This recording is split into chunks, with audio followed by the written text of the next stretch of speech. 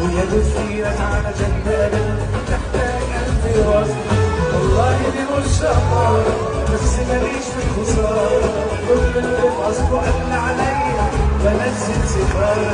دي مالوش عندي أنا بطيء أي سيارة اللي يسمعني. الحملة اللي صارت في تونس هي من الصحافة صفراء، وصحافة يعني أسماء مزيفة مش أسماء حقيقية.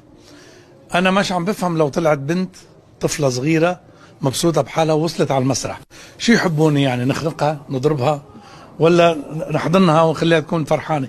أنا هيك مع جمهوري.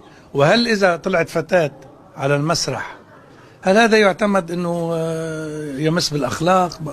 ما فهمتش. الحملة مش مبنية على شيء إلا على إشاعات.